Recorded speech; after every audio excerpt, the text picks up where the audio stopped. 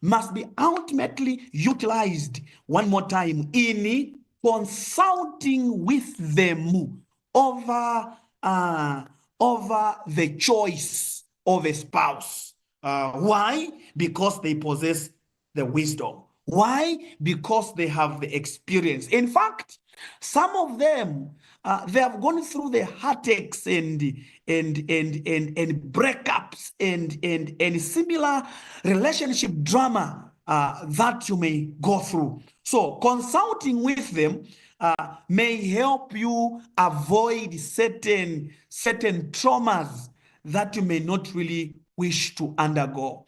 Now, I should say this. Some of us have guardians or parents that have made mistakes in their lives. The fact that your parents or your guardians have made some mistakes in their lives, it does not nullify their credibility of being consulted. Maybe they have gone through what they have gone through so that you do not go through it. Why must we go through trauma when somebody has gone through it already? Maybe that is why Christ came. You remember somewhere the Bible says that he was bruised. He was bruised for our own iniquities. He was wounded so that we may be healed. So our parents have gone through that road so that we may be bandaged and protected and healed from unnecessary trauma. Our parents must be consulted. Reason is because they possess the wisdom. Number two, they have the experience. Now, the writer here simply says that these guys, these are our parents, these guardians, they may not possess a formal education, but they have a reservoir of wisdom, a reservoir of knowledge. Consult with them in this grievous matter of looking for a husband or a wife. In other words, I want to underscore the fact that the choice of a wife, the choice of a husband, ladies and gentlemen, it is a $1 billion topic. It's a $1 billion choice. You don't trade this very choice for anything.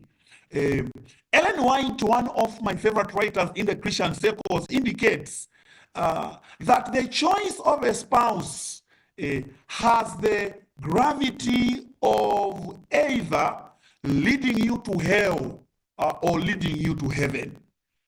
The type of a wife that you go for, the type, the character, the persona of a husband that you choose may either one of these days lead you to hell. In fact, I should say this because I'm now old enough to suggest certain things. There are very few of us that will make it to heaven that will be married to wrong spouses. Because Adventist Home, as a book suggests, that a happy home is a little heaven on earth. And the opposite, if a happy home is a little heaven on earth, then the unhappy home is it. Before you can make it to heaven, before you can go to hell, that the devil that is prepared for the devil, you are rehearsing in your little devilish marriage right here on earth. The point I'm trying to drive home, brothers and sisters, is that let us consult our parents in this grievous choice of marriage. In fact, the writer continues to say that don't merely inform them. You know, there is a normal tendency. There is this tendency of the 21st century where all we do is just to we just inform, no, so daddy or no mommy or auntie, depending on your culture, on such and such a date, there is this guy. There are some of us who don't even take time. All we do is just to tell them of the date which is coming, of the date that that he wants to finally come and pay. Don't merely inform them, but you must consult with them. You must engage with them. Now, before the end of this presentation, I'll share with you my experience about this very issue of some years ago, before I was experiencing this love thing, of what I did with regards to my relationship with my parents. So don't merely inform. There are some of us even in God. Can you imagine? Some of us even in God, we inform. No, God, I have seen this girl, she looks like this. Please give her to me. When you are looking for a marriage partner, since our parents are our earthly gods, our relationship with God must translate in the way we relate with our parents. Don't just inform your parents. Where possible, if she is too far, show them a picture. Mommy, this is the girl. Daddy, this is the guy. Where possible, let the guy visit. On a mere casual visit, the guy comes around.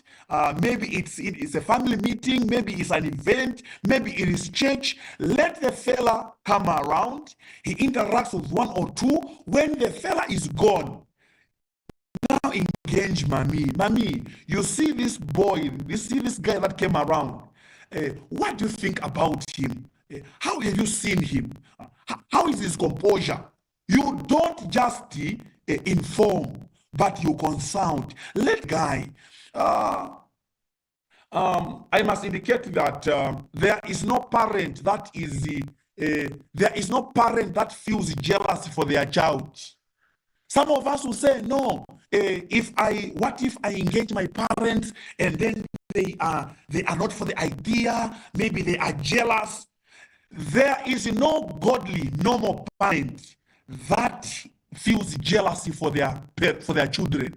In fact, I must let you know that there is no person under the earth that has the best of their child's interest at heart than a parent. So when a parent tells you, don't do this, don't do that, do this, do that, they are in no way feeling jealousy for you. They have your best interest at heart. They wish to see you happily married. They wish to see you flourish. They wish to see you enjoy life. So engage with them. Hear what they have to say about it. Yes, hear what they have to say about it. Yes. Yes.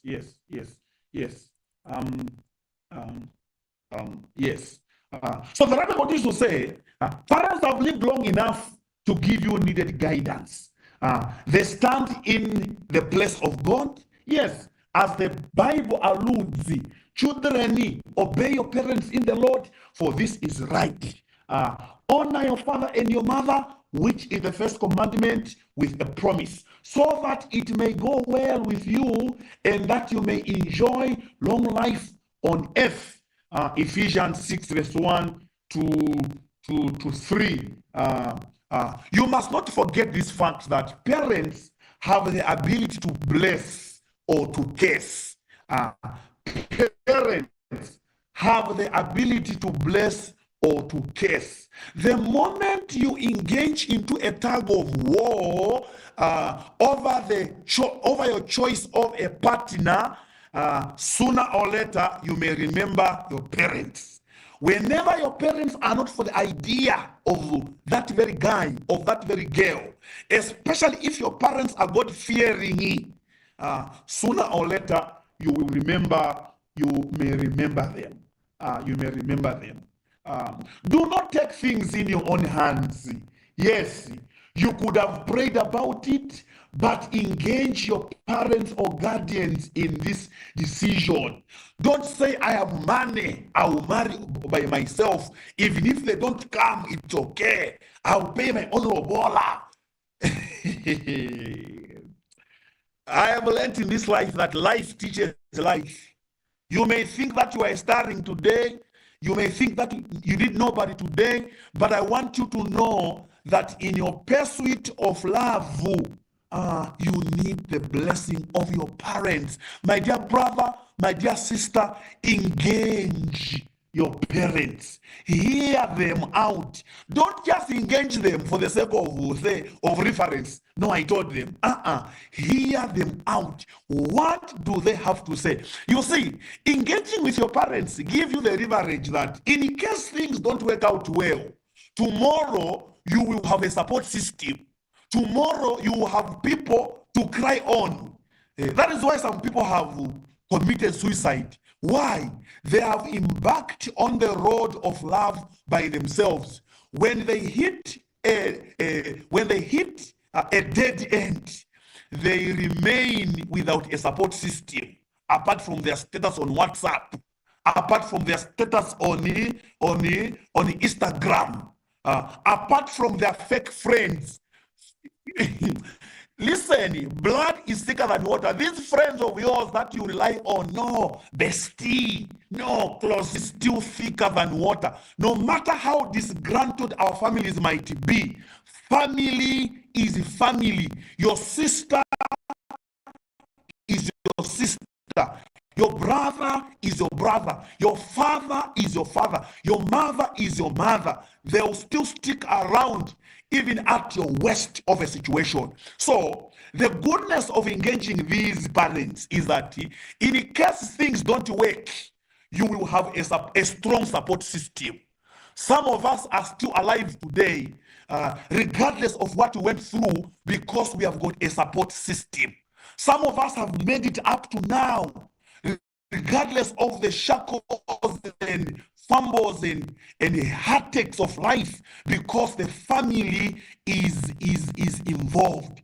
Please, my brother, engage your family so that even if things work, you work out things as a team. I'm coming to the close now so that we can have some reactions. By the way, I was almost thinking that I'm preaching forgive the sinner, forgive the brother. Yeah.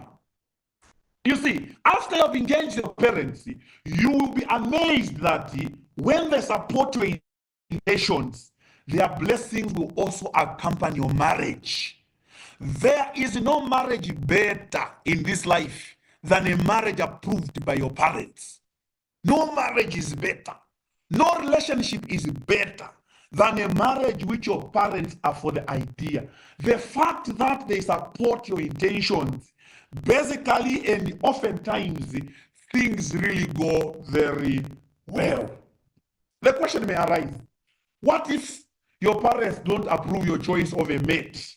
Yes. Dr. Chunga's answer on this one is that if your parents don't approve your choice, please give it a thought. Why is it that they are disapproving? Why aren't they for their idea? What could be their challenge? Please engage, think through it, because a reasonable parent or guardian should be able to explain why they are not able to approve your intentions.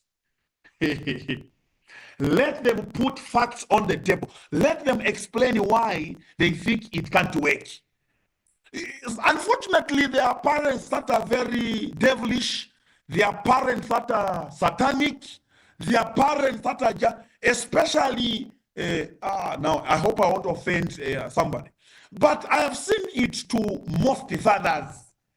Most of the fathers are so defensive when it comes to their daughters. Listen, if they were parents, I would have told them, like myself, who is a parent, you don't grow your children for your own self. The moment your child begins to go to secondary school, they go to university, you must begin to learn to let them go. There are some parents that will just say, no, you can't, you are still young. How can a 28-year-old young woman be young? You want her to bring things at home, small offsprings at home, each thing with a father.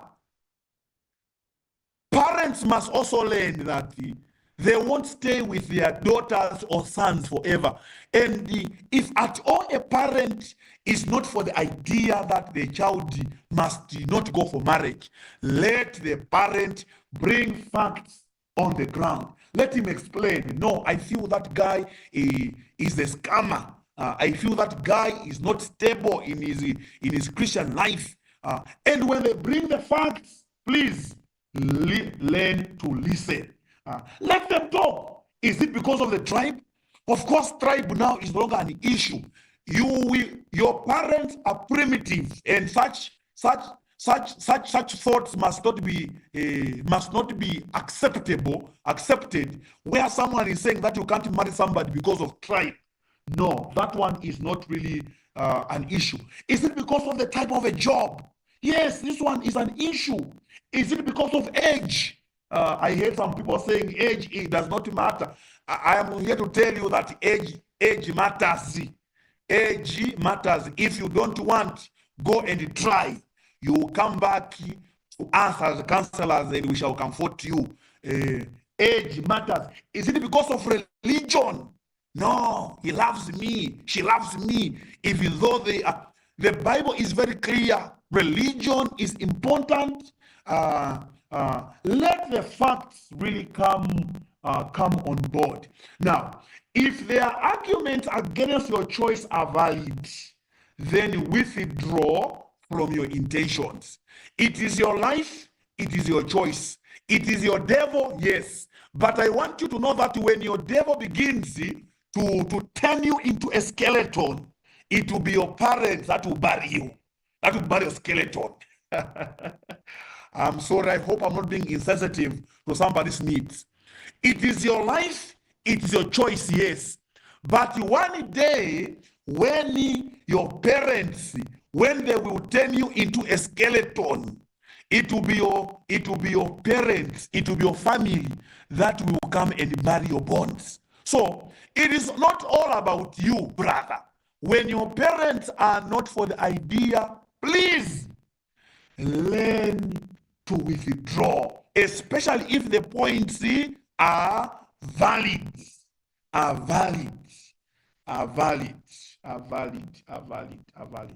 Yeah.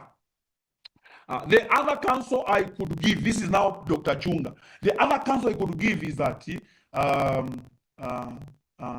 he says, the other counsel I would give to younger men and women is that when you are a good child, a loyal child to your parents and to God, generally, your parents will respect your choice. If you are good, you are good. They say it. If you are good, you are good. If you are good to your parents, loyal, respectful, godly, faithful to God, your parents will always respect your choice. Yes. It is in rare instances that parents can just stand at loggerheads with you when you are good. When you are good, you are good. However, he says he's aware that there are some parents who are just difficult and unwilling to let go of their daughters or sons. I've said this thing already. They are just people that are difficult, as if they are difficult themselves. They just don't want to let go of their daughter. I'm simply saying, let Israel go. Let Israel go. Let Israel go. Let them go and make their own homes and bring granddaughters and sons for you. Now, in such cases, lobby around your family.